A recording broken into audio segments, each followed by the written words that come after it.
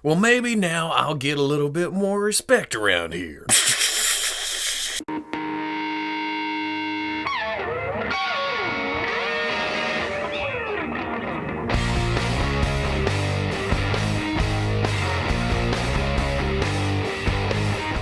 Okay people, welcome back to another Fwoosh review. Tonight I'm taking a look at the Bandai Star Wars S.H. Figuarts Count Dooku. Now as you can see right here, this was a Soul Web exclusive. It wasn't available through the usual channels. You had to order it through third-party sites, pay up front.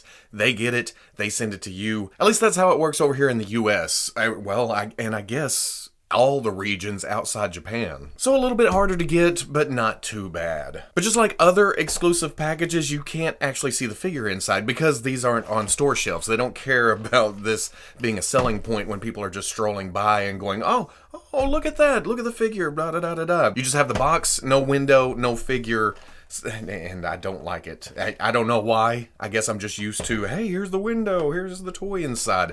I want to see the toy. So all you get on the front is pretty promotional shot.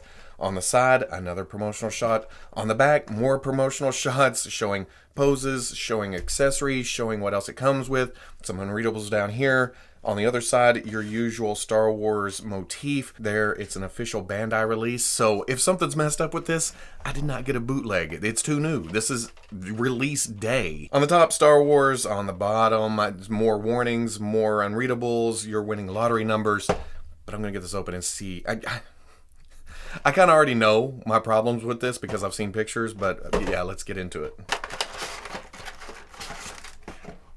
Oh, he's a little bit bulkier. Oh, what? Why is it floating down here? Instructions, hands, the fingers go on, the heads go on the neck peg. It looks like you take the blade out of the lightsaber, put it in his hand, put the blade back in because the blade is actually attached to part of the lightsaber, this part coming up the front right there. And then an alternate hilt for the belt, which we've already seen down between his legs right there. Okay, there we go, all out of the package, and there's kind of a mixed bag here. Yeah. Y'all may not like me by the end of this review. Looking at the overall figure, it's decent. There's some sculpted wrinkles in the costume. I mean, in the movie, he's wearing a fairly basic costume. It's like a uniform of the Empire, just in different colors. It's nothing special. So having the action figure replicate that almost perfectly, it's kind of a disappointment when you get it in hand, but it's also accurate, I guess. Looking at pictures of Dooku from the movie, he's got this kind of tunic flap coming over, and it's there. They've sculpted the edge, but I feel like it should be a little bit more prominent. Coming down to the boots, they're boots. Coming down to the pants, they're pants. Same thing on the back, it just carries on what was started on the front. I guess my problem here is with a lot of figures like this, they take a texture, they shrink it down, but they kind of emphasize it a little bit just to add a little bit of oomph to the overall sculpt. Here, it's smooth. There's wrinkles, it looks like clothing, but there's nothing to put it over the top. There's some nice detailing on the belt, I guess. It has little ridges and stuff. And then the clasp on the cape, I was worried about this. Usually with real metal chain or something, it looks too big, it looks too bulky. And yes, this may be, scale-wise, a little bit larger than it should be, but it still works pretty well. But then looking at the head, I like the realism to it. I just don't feel it looks completely like Dooku. It kind of reminds me more of Lorne Green from Bonanza. Okay, Lorne Green from Battlestar Galactica. Okay, Lorne Green from Battlestar Galactica with a beard. Maybe it doesn't look exactly like Lorne Green, but it doesn't look exactly like Count Dooku either. The white, we saw this with, I think it was old Obi-Wan in the original promotional shots. His hair was just really white. In the final piece, they put a wash to it. It brought out some of the detail. Here, they attempted that. There's kind of a brown in there, but it just kind of comes off looking dirty. At normal distance, not under an HD camera, not right up in your face.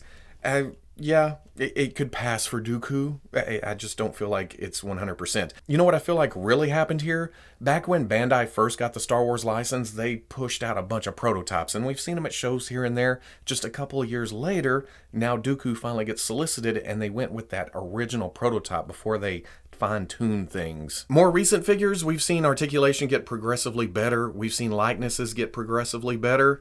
This feels like 2015, maybe. The whole articulation scheme is a little bit clunky.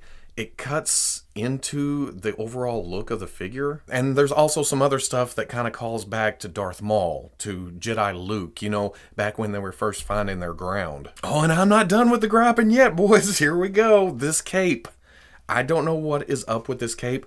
I feel like it should be darker here. I'm kind of okay with this color. And it is double layered, but it's only sewn down the sides. I mean, if they went through this much trouble, they could have added a wire here, gotten some more dynamic posing out of the cape. As is, it just comes out like a flat sheet on his back. They've also sewn it back onto the shoulder here and here, so it's perpetually just stuck in this position of folded over a little bit. That I don't mind so much. It stays off the figure a little bit, but it does kind of bunch up at the shoulders. I kind of would like to bring the cape around to where it kind of hides the body, and maybe I would like the overall figure a little bit better, but as is, it just shoots out there. And then finally, the color of the figure itself. If you look at stills from the movie, if you look at the Hot Toys figure, the shirt and then hanging down here is almost a black color. And then the pants aren't quite black, they're kind of a brown, but they're way darker than this. So I think that throws it off too. I think if this was in black, or a blackish color, it would hide the articulation a little bit better. But they went with this lighter brown color, which I don't know why. Maybe this is his Jedi garb? I don't know. But with the lighter brown, you can see the articulation. I want to say better, but it's not a good thing. So I would really like to see this in black. I feel like that would hide the joint lines better, and that would make the overall piece just a little bit more pleasing. And then getting into the articulation, I hate to gripe some more because I'm sure y'all are sick of hearing it, but it's a little bit clunky. It's a little bit cumbersome. There's a dumbbell joint at the top of the neck going up into the head. There's also a ball joint down below the collar. When I first got them out of the package, it was kind of shifted forward. I was like, the neck looks weird. But if you bring it back, that collar down there pops out of the body.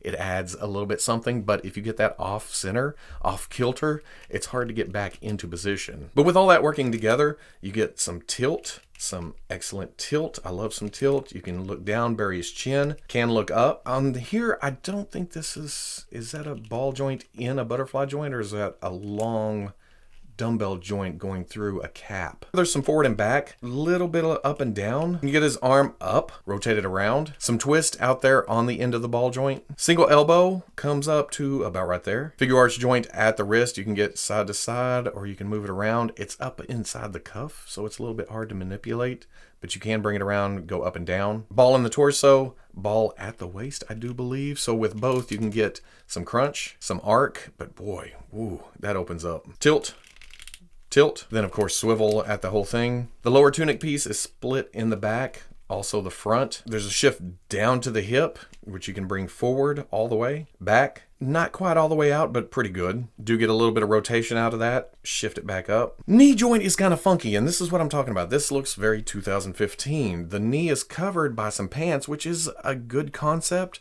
but for some reason they made it flat, and it kind of sticks out above the boot. It opens up for a nice range of movement. He can't quite kick his own ass. It looks more like he's wearing shorts with some boots. At the ankle, it's a dumbbell joint going down into the foot. You get a little bit of back, nice forward.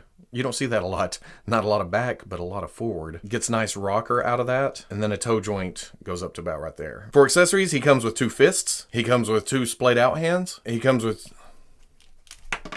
Oh no, never had one pop like that. There's a ball joint going up into the bicep. He has 2 grip hands. Ayy. And then he has 2 lightning hands. And before I get into how they pop on and off, the paint jobs on the lightning hands, I'm sure it is molded in this blue electricity color with some skin tone painted on. It's kind of rough. It's kind of ugly where they've painted it on there. But it's a cool little thing they've added in. They didn't have to do this. It just adds to the figure. I like the electricity. My problem with the hands, though, are they don't really pop on, except for the 2 fists. In the package, he comes with the 2 fists. And if you put the fists on, you get a nice little pop whenever you put them on. It feels secure. Any other hand that he comes with, it just kind of slides on. Don't feel as secure, especially the grip hand. And we'll talk about this here in a minute. You put that on and it just feels kind of loose. It doesn't really want to stay on there. And why does this elbow keep popping out? What is the deal there? It does come with a lightsaber hilt without the blade in it, just nicely painted. I like the silver that they've used here. They've punched in the black. There's even red down here on the trigger. Even a little bit of gold just right there, just to accent it a little bit. And then there is a peg on the side of it. There's a peg hole on his belt that just plugs in there. And yes, it was off in the package, but it does stay in there fairly nice. And then he comes up with a lightsaber with the blade. It's a nice maroon color. In person, it's a little bit brighter than this. It looks dark on camera, but it has all the same nice paint apps here on the hilt. Red, the gold, the nice silver. Now, like it showed in the instructions, this pops off in order to get this in the hand, but I've found that this is completely unnecessary. The hand is soft enough to where you can just put the hilt in the hand. In fact, it's loose enough to not hold it unless you get it right there with the pinky on the trigger, and then that seems to stay in position. And it kind of holds all together because it goes up the sleeve a little bit, and then you just plug the blade in. So it works out. I mean, I like this, but it didn't need to come apart like that, especially since they made the pegs so tiny here on the blade. I'm almost afraid of snapping it sideways. But being his signature hilt, he holds it very nicely where it goes along with his arm. I like this. Talked about the head, he's got this look, and he also has this look. And I guess this is a little bit more with the eyebrow raised. He's pondering something. He's thinking about it. I don't know. The wash here is a little bit more messy, so it looks a little bit more odd than the first head. I don't know. There's a look of confusion here. I'm okay with the first head a little bit better than this head. For comparison, here he is with the Figuarts Episode 2 Obi-Wan and Anakin. It's a good size here. It works. And here he is with the Hasbro Black Series Jango Fett and Padme. This also works if you want to slip him into your Black Series display. Here he is with the Figuarts Episode 3 Anakin with a custom robe, and then the Figuarts Darth Maul. The Mafex Rogue One Darth Vader, and the Black Series Emperor Palpatine with custom robe. And then for giggles, here's the Bandai model kit General Grievous. So at the end of the day, it's not a terrible figure. And that's as good as I can get. It's the wrong color, it's a little bit plain, it's got an outdated articulation scheme, it's a little bit clunky, it's a little bit cumbersome, the likeness isn't quite there, the cape is kind of just sitting and not that great. But if you can look past all that, you know, the figure itself, it is kind of cool to have a Count Dooku on the shelf. I don't think I'll be able to help myself from trying to paint the black tunic and the darker brown pants. I just feel like that would turn this from kind of a disappointment into a figure for the shelf. Maybe add some wash to the hair, maybe that'll help a little bit. But like I said earlier, I just really feel that they just pulled a mothballed figure out from several years ago and just said, here, we need to release something, here you go. I also feel like if Hasbro comes along and makes a Count Dooku in the Black Series, it's going to replace this on the shelf. It's just hard for me to imagine them taking as many missteps as this figure takes. And I know most of this review has been negative. There's just too much going on that's not right. I want to be positive, and as positive as I can get is I now have a Count Dooku on the shelf until something better comes along. I can see why they made this a web exclusive. I can see why they made this harder to get. I feel like they just put something out there to have something out there. They had an opening in the schedule and thought, we can't show our episode 9 stuff yet. Let's do this. And the figure suffers for it. That is Tamashii Nations' fault. Now don't get me wrong. It's an old man action figure. He's not supposed to be muscled up. He's not supposed to be dynamic looking when just standing in the upright position. He's not supposed to be jumpy, jumpy, flippy, flippy.